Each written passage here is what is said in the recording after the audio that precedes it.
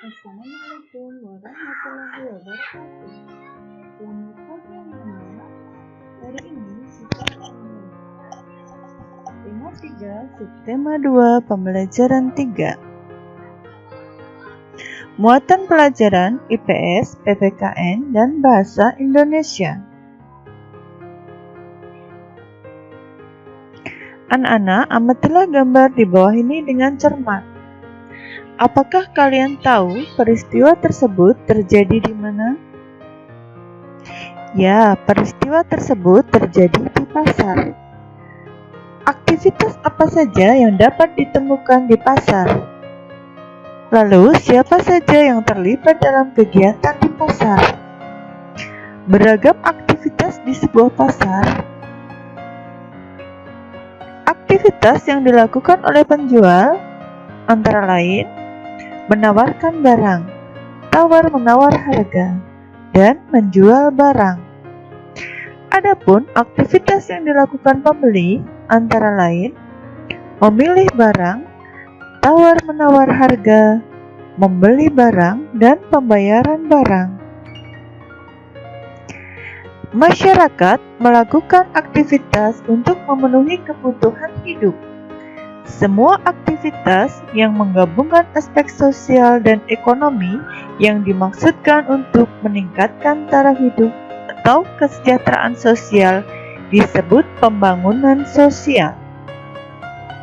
Pembangunan sosial dimaksudkan untuk meningkatkan kesejahteraan sosial di mana kebutuhan masyarakat secara sosial, material, dan spiritual harus terpenuhi. Apakah orang-orang yang beraktivitas di pasar memiliki kebiasaan yang sama? Tidak. Kebiasaan yang mengikat masyarakat dan berlangsung dalam jangka waktu lama dikenal dengan adat istiadat. Apa itu adat istiadat? Adat istiadat merupakan kebiasaan sosial yang sejak lama ada di masyarakat dan bertujuan mengatur tata tertib masyarakat. Contoh adat istiadat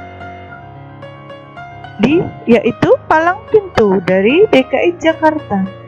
Tradisi untuk membuka penghalang yang diwakili seseorang atau lebih agar dapat masuk ke suatu daerah. Tradisi ini biasanya dipakai pada acara perkawinan. Contoh kedua, upacara ngaben di Bali. Ngaben merupakan upacara kremasi atau pembakaran jenazah, merupakan sebuah ritual yang dilakukan untuk mengirim jenazah pada kehidupan mendatang. Sekarang, anak-anak perhatikan iklan berikut dengan seksama. Membahas tentang apakah iklan itu? Yaitu iklan tentang hidup rukun cermin budaya bangsa Indonesia. Nah, iklan di atas termasuk jenis iklan. Ya, iklan media cetak. Sekarang kita akan belajar tentang ciri-ciri bahasa iklan. Adapun ciri-ciri iklan media cetak.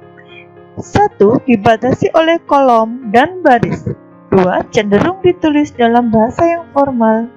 3. Kalimat dalam iklan bisa panjang dan rinci. 4. Hanya bisa ditangkap oleh indera penglihatan saja. Adapun ciri-ciri iklan media elektronik. 1. Penyampaian iklan elektronik dibatasi oleh waktu. Bahasa yang digunakan dalam iklan ini bisa dalam bentuk formal maupun non-formal. Kalimat yang digunakan dalam iklan cenderung padat dan singkat. Bisa ditangkap oleh indera pendengaran dan penglihatan. Demikian materi yang dapat Ibu sampaikan hari ini. Semoga anak-anak mendapatkan pengetahuan baru yang bermanfaat. Terima kasih. Wassalamualaikum warahmatullahi wabarakatuh.